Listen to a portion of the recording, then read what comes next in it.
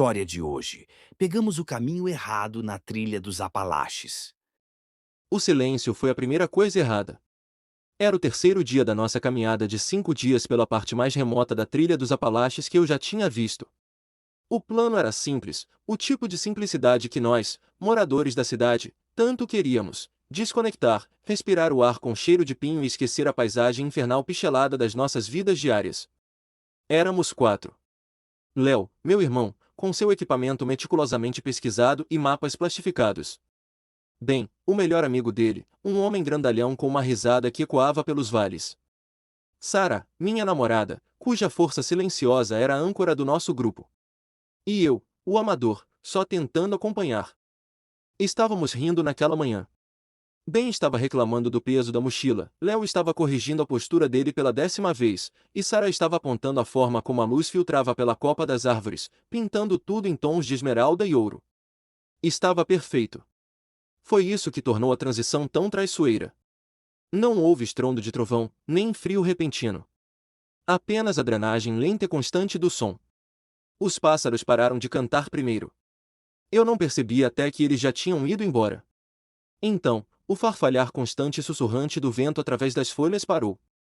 O zumbido dos insetos desapareceu. Era como se alguém tivesse jogado um cobertor à prova de som sobre o mundo. Caminhamos por mais 20 minutos naquele silêncio assustador antes que Léo finalmente parasse, levantando a mão. Você está ouvindo isso? Ele sussurrou.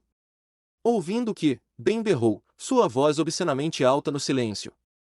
Essa é a questão, cara. Não há nada para ouvir.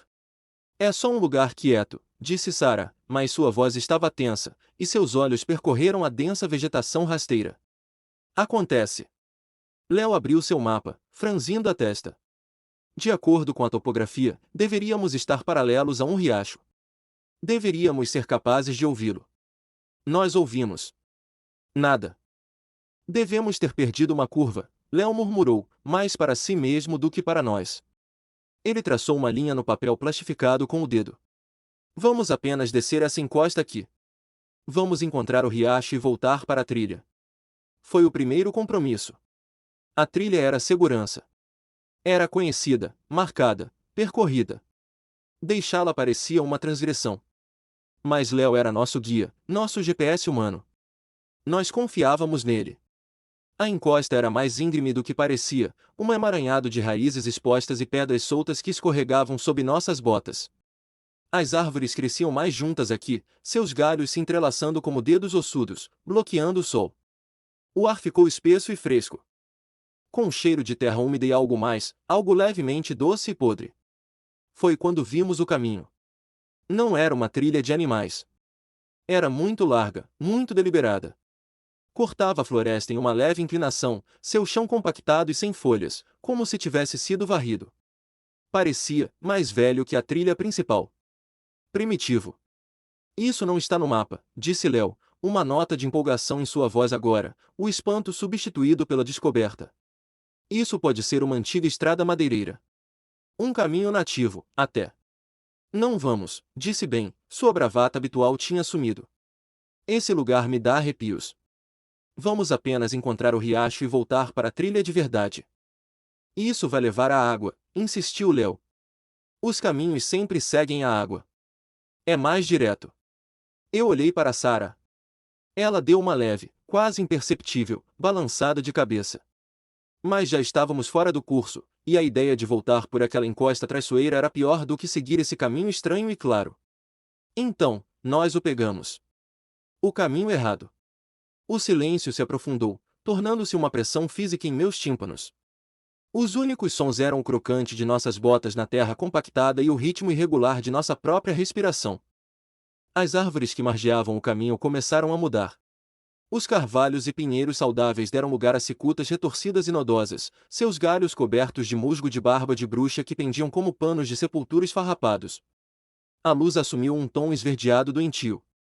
Depois de mais uma hora de caminhada, o caminho se abriu em uma pequena clareira. E no centro da clareira havia uma árvore. Era uma sicômoro enorme e antiga, sua casca descascando em grandes folhas brancas. E de seu galho mais baixo e espesso, algo pendia. Era um feixe de gravetos e penas, amarrados com o que parecia ser tendão seco. Ossos de animais, alguns pequenos como os de um esquilo, outros maiores. Mais longos, foram tecidos na estrutura. Era uma coisa grosseira e feia, e girava lentamente no ar morto como se alguém a tivesse acabado de empurrar. Que diabos é isso? Ben sussurrou. Algum tipo de arte popular, disse Léo, mas sua voz não tinha sua autoridade usual. Ele se aproximou, tirando o telefone para tirar uma foto. Os moradores devem. A tela do telefone dele era uma teia de aranha de cores fraturadas. Ele xingou, cutucando o botão liga-desliga. Está morto. Minha bateria estava cheia. Ben checou o dele. O meu também. Um nó frio apertou meu estômago. Eu tirei meu próprio aparelho. Tela preta. O de Sarah era o mesmo. Todos eles. Descarregados em um instante. Estávamos realmente isolados. Precisamos voltar. Agora, disse Sarah. Sua voz era baixa, definitiva. Todos concordamos. Viramos para refazer nossos passos, uma nova energia frenética nos impulsionando. Caminhamos por o que pareceu 1 hora, nosso ritmo acelerando para quase uma corrida. As cicutas retorcidas, a luz doentia, o silêncio opressor, tudo parecia o mesmo. E então, nós vimos a árvore sicômoro. O feixe de gravetos e ossos, ainda girando preguiçosamente. Tínhamos andado em um círculo perfeito. O pânico, frio e agudo, começou a perfurar a dormência do nosso choque. Tentamos de novo, desta vez marcando árvores com uma faca, indo na direção oposta. A floresta parecia engolir nossas marcas, o caminho mudando e voltando sobre si mesmo. Todas as vezes, não importa para onde fossemos, acabávamos de volta na clareira com o sicômoro. O sol estava começando a mergulhar abaixo da crista, mergulhando o buraco em um crepúsculo profundo e prematuro. A luz esverdeada desbotou para um cinza turvo. Estávamos exaustos, aterrorizados e perdidos. Vamos acampar aqui, disse Léo, sua voz oca. Não temos escolha. Vamos construir uma grande fogueira. De manhã, com a luz, vamos encontrar uma saída. Era um plano desesperado, mas era tudo o que tínhamos. Montamos nossas barracas em um círculo apertado, nossos movimentos bruscos e silenciosos. Enquanto Ben reunia lenha na beira da clareira, ele soltou um grito agudo. Gente! Por aqui! Ele estava parado perto de uma grande pedra, meio escondido por samambaias. Em sua base havia uma pilha de pedras, empilhadas deliberadamente em um monte de pedras. E aninhado entre as pedras estava um diário em couro. A capa estava rígida com umidade e idade. Léo abriu-o com cuidado. As páginas estavam cheias de uma escrita tensa e frenética. A primeira entrada foi datada de 3 anos antes. 12 de agosto. Choveu o dia todo. Fiz pouco tempo. Vi um caminho estranho fora da trilha principal. Decidi explorar amanhã. As entradas narravam um caminhante solitário, um homem chamado Alex, que havia encontrado o mesmo caminho que nós. Suas palavras começaram normalmente, então começaram a coalhar. 13 de agosto.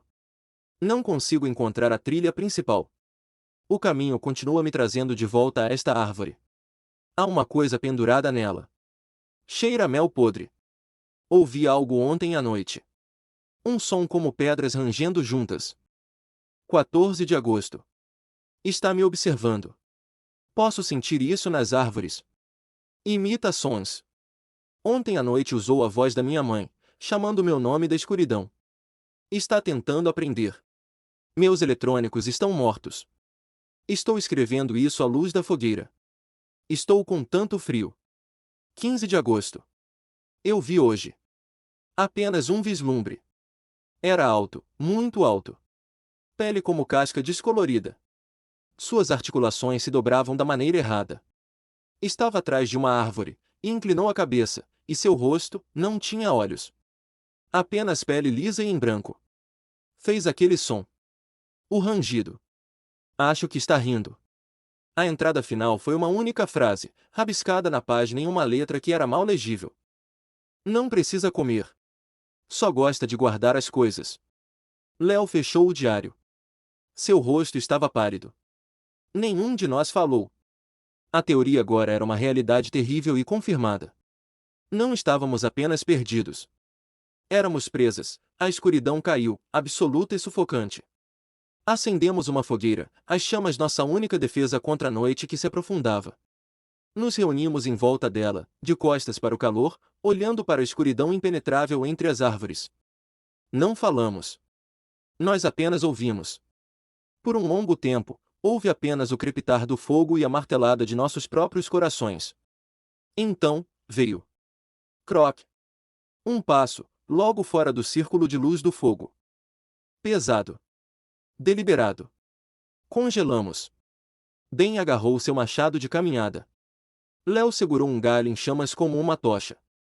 Olá, Léo chamou, sua voz trêmula. Silêncio. Então, da escuridão à nossa esquerda, uma voz. Era a voz de Ben. Uma imitação perfeita. Olá, chamou de volta, mas o tom estava totalmente errado.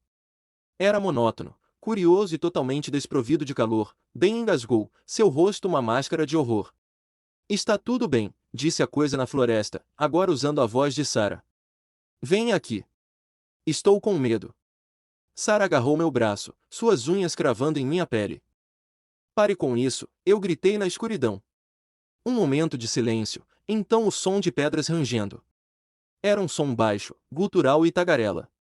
Estava aprendendo, e estava se divertindo maleficamente. O resto da noite foi uma lenta descida ao inferno. Ele nos circulou, nunca se mostrando, jogando um jogo horrível de mímica. Usou a voz de Léo para tentar atrair bem para longe. Usou minha voz para implorar a Sarah por ajuda. Estava nos sondando, aprendendo nossos medos, nossos relacionamentos, nossas vulnerabilidades.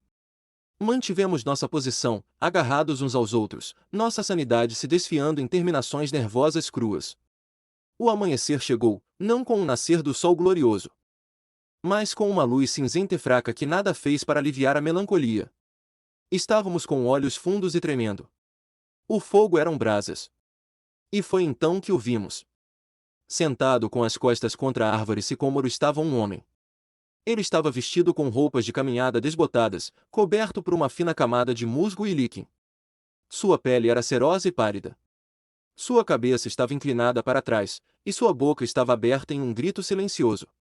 Era Alex, o autor do diário. Ele esteve lá o tempo todo, preservado como um troféu grotesco. Seus olhos haviam sumido, e nas órbitas, pequenos cogumelos pálidos cresciam. A visão quebrou a última de nossa resistência. Corremos. Não nos importamos com a direção, com o caminho, com nada, exceto fugir daquela clareira. Atravessamos a vegetação rasteira, galhos chicoteando nossos rostos, alimentados por puro terror animal. Corremos até que nossos pulmões queimaram e nossas pernas cederam, desabando em um monte perto de um conjunto familiar de bétulas.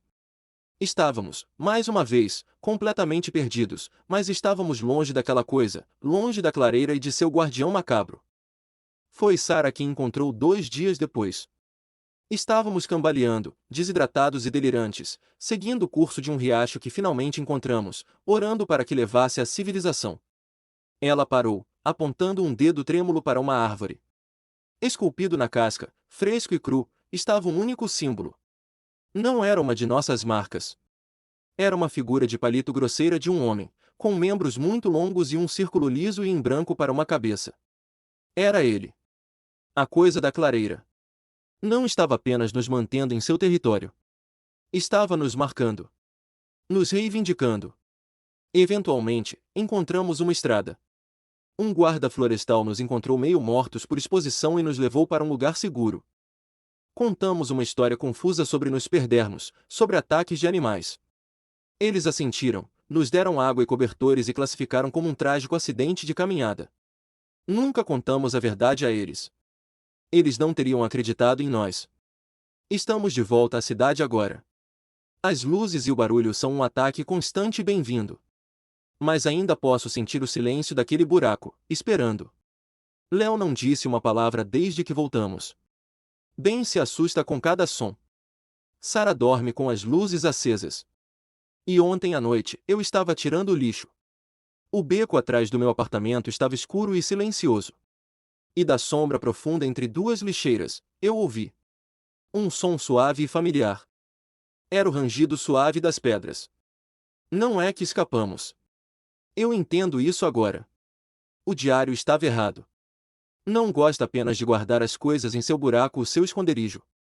Às vezes, gosta de deixá-las correr. Gosta de caçar. A progressão do terror foi impecável, do silêncio inquietante até a revelação da criatura que aprende e imita suas vítimas. A entidade lembra entidades do folclore, como Vendigos ou Skinwalkers, mas com uma roupagem moderna. Ela aprende através da mímica, usando a tecnologia mais íntima dos personagens, suas próprias vozes, como arma psicológica.